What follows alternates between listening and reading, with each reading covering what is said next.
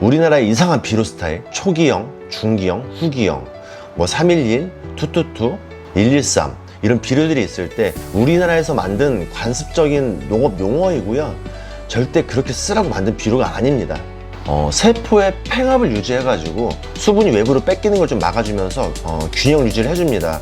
그러다 보니까 아무래도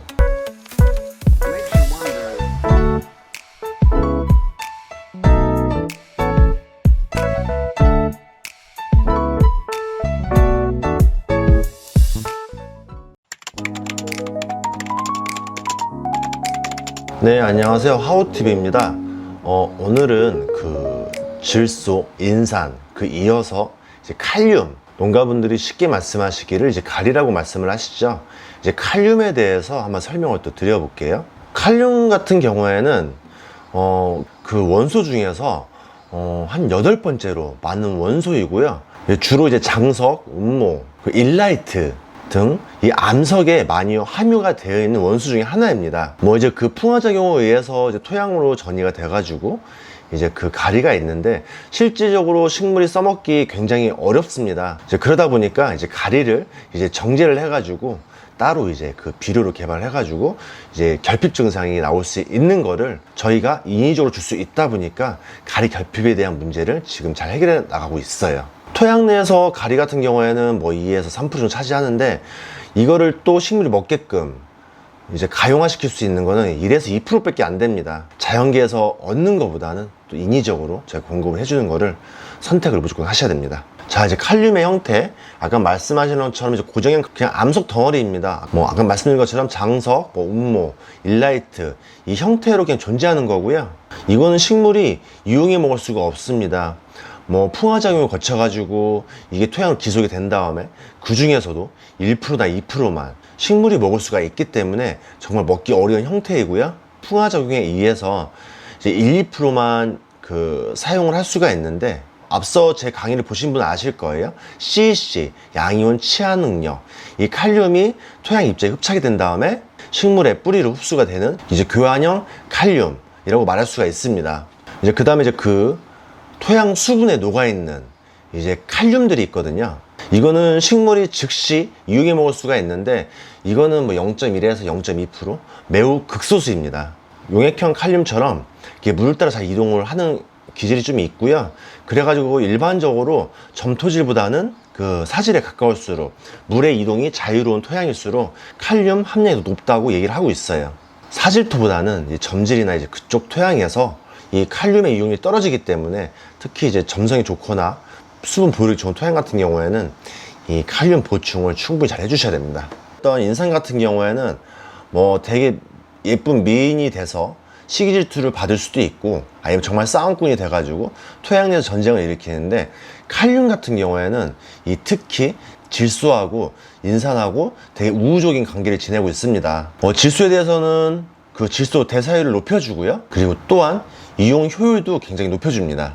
인산이 주로 하는 역할, 뿌리 발달이라든지 생장점 성장이라든지 에너지 대사 역할에 또 이렇게 같이 도와주고 있어요. 이제 그래가지고 식물이 초기 성장이라든지 이제 생식 생장에 많은 도움을 주고 있어요.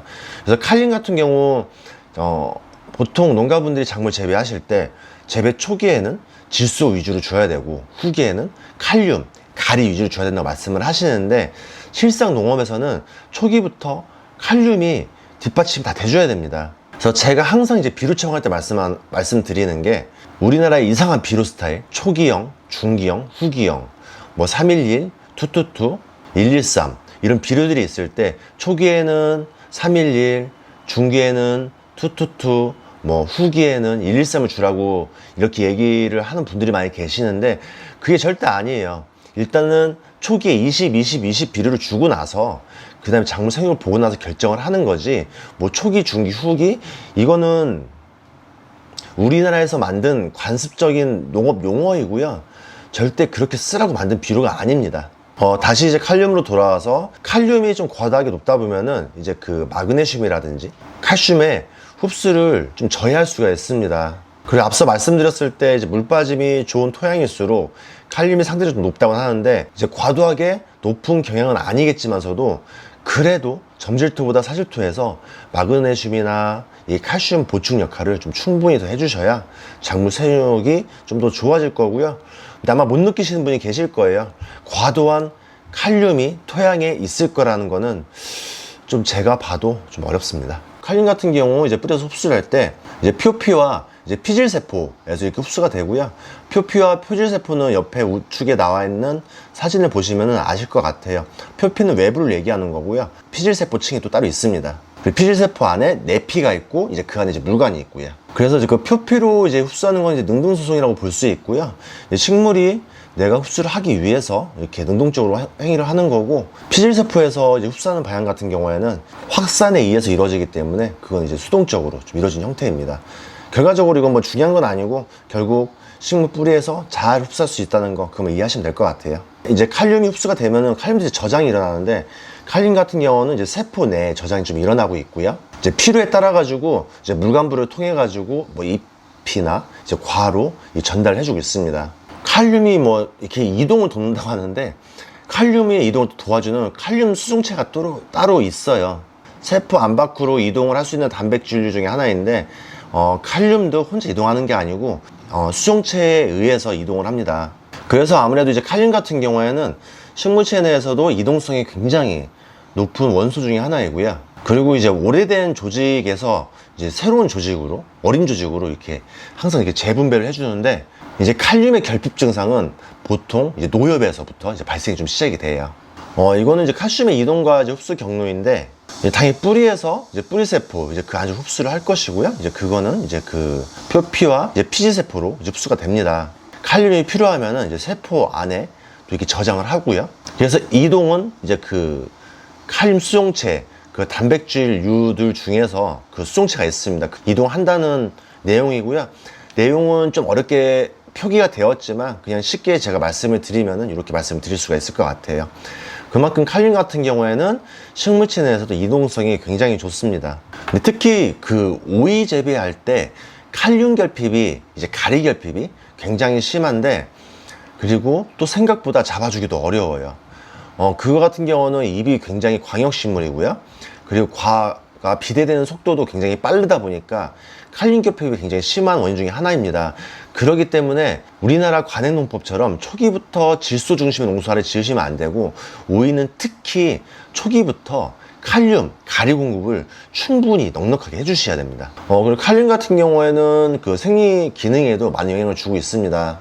세포의 팽합을 유지해가지고 수분이 외부로 뺏기는 걸 좀 막아주면서 균형 유지를 해줍니다. 그러다 보니까 아무래도 더운 여름 일소 피해 예방으로도 오일이나 그런 거 많이 사용을 하시는데, 이 칼륨 가지고도 잘 조절하시면은 일소 피해 예방을 동반할 수가 있습니다. 또한 그 식물체 내에서 이제 효소에 좀 관여를 하다 보니까 뭐 광합성, 그 식물의 호흡, 단백질 합성에도 주요한 대사 과정에 좀 이렇게 촉진 역할을 많이 하고 있어요. 칼륨을 이동시키는 것들은 이제 그 단백질 중에 몇 가지 있다고 하지만, 또 칼륨이 이동 역할을 하면서 그 외에 뭐 당분이라든지 뭐 아미노산이라든지 뭐 질소라든지 뭐 등등등등을 전체적으로 식물체에 또 분산을 시켜주고 있습니다. 팽합하고 연관되는 건데, 기공 조절, 뭐 칼슘도 같이 역할을 합니다. 칼륨도 팽합이라는 기능 때문에 그 기공 조절을 할 수가 있고요. 그러다 보면은 아무래도 이산화탄소의 호흡을 조절할 수가 있다 보니까 광합성 효율을 직접적으로 이게 관여를 하는 역할을 하고 있어요. 질소는 식물을 키우는데 관여를 많이 했다고 하면은 결국 생산성이라든지 과일 품질이라든지 이건 칼륨이 관여를 하고 있고요. 그렇다고 해서 칼륨만 있다고 해서 이 품질이 좋아지는 게 아니고, 작물을 재배함에 있어서 질소, 인산, 가리가 초반에, 중기에, 지금 후기에 어떻게 되고 있냐에 따라 가지고 칼륨의 역할이 빛이 볼 수가 있고, 이 비배 관리에 실패하게 되면은 칼륨의 역할을 실패적으로 끝낼 수밖에 없습니다. 칼륨이 이제 기본적으로 과일 품질이라든지 수확량에 관여는 하는 게 분명히 맞습니다. 근데 말씀드린 것처럼 칼륨만 가지고 되는 게 아니고요. 이 질소라든지 인산이 뒷받침이 돼야 돼요. 뒷받침이라면 언어가 되게 웃긴데, 질소, 인산으로 작물을 튼튼하게 만들어 놓은 상태에서, 아니면 인산으로 지금 만들고 있는 과정 중에서 이게 칼륨 역할을 하는 거지. 지금 과를 한참 수확하는 시기인데 질소가 과잉이 됐어요. 그러면은 과의 품질은 떨어집니다. 이때 칼륨을 넣어가지고 잡으려고 하지만 굉장히 어려운 부분이 있어요. 이럴 때일수록 질소 사용량을 줄이고 칼륨을 늘려가지고 과의 품질을 올려줘야 됩니다. 그래서 질소, 인산, 가리 이 밸런스가 굉장히 중요합니다. 그래서 칼륨은 기본적 역할을 하지만서도 제가 여기 있는 내용을 얘기하고 싶은 게 아니고, 왜 이걸 보시는 농가분들은 대충 수확량, 당도 개선, 착색 효과 이런 건 다 알고 계실 거예요. 근데 아무래도 이전에 질소, 인산 배분이 잘 돼야 칼륨도 역할을 할 수 있다는 걸 말씀 좀 드리고 싶습니다. 그리고 이제 요즘 그 환경 스트레스가 이제 심하잖아요. 이제 고온기라서 그럴 수도 있고, 이제 가을이 되면은 이제 슬슬 이제 건조 피해라든지 또 일교차에 대한 문제가 생길 수 있고, 이제 겨울은 이제 저온 피해. 이 칼륨 같은 경우가 이런 그 환경 스트레스에 대해서 좀 예방적 효과가 있습니다.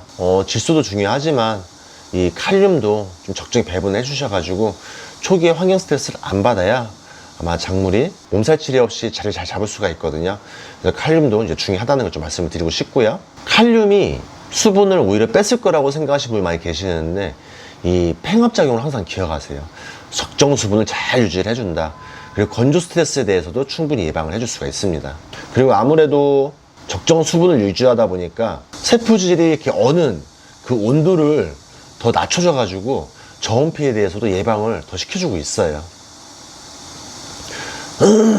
이거 같은 경우에는 예를 들면은 이제 사과 재배하시는 분들, 특히 이제 겨울에, 한겨울에 이제 그 물을 주시는 경향들이 있습니다. 저온 피해, 동해 피해를 예방하려고 이제 그 미스트 처리를 하시는 분이 계시는데, 어쩌면 그런 결로 보시면도 될 것 같아요.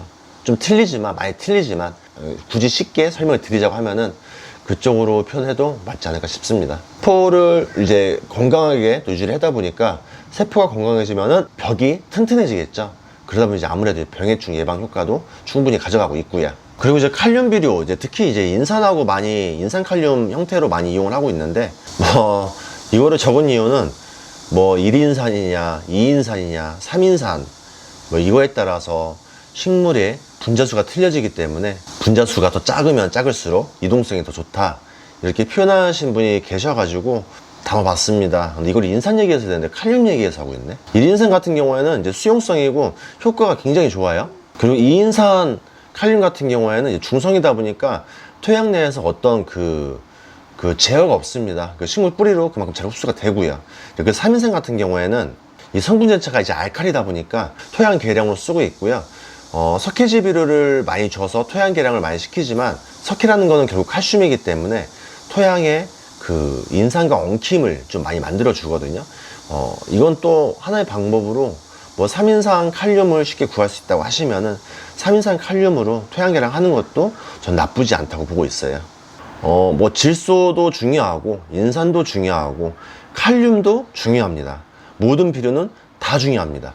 근데 비료를 쓰실 때 그 원리와 방법을 알고 쓰시는 것을 권장을 드리고 싶습니다. 자주는 못 올리더라도 다른 이제 비료 원소에 대해서 하나하나 올릴 텐데 하나하나 정말 빠지는 게 없습니다. 제가 오늘 말씀드리고 싶은 거는, 제가 드리는 말씀 중에서 비료의 역할을 알고 제가 중간에 또 말하는 하나의 방법을 좀 이해하셔가지고 비료를 쓰실 때 좀 더 효율적으로 쓰셔가지고 수확량 증대에 힘을 쓰시길 바라는 마음으로 이렇게 찍는 거니까, 농가분들이 제가 말하는 이 시간 내 전체를 이해하실 필요는 없고요. 맞게끔 캐치를 하셨으면 좋겠어요. 자, 오늘은 여기까지 또 말씀을 드리고요. 또 다음에 다른 또 비료 원소에 대해서 한번 또 설명을 드리겠습니다. 네, 오늘 이렇게 들어주셔서 또 감사합니다.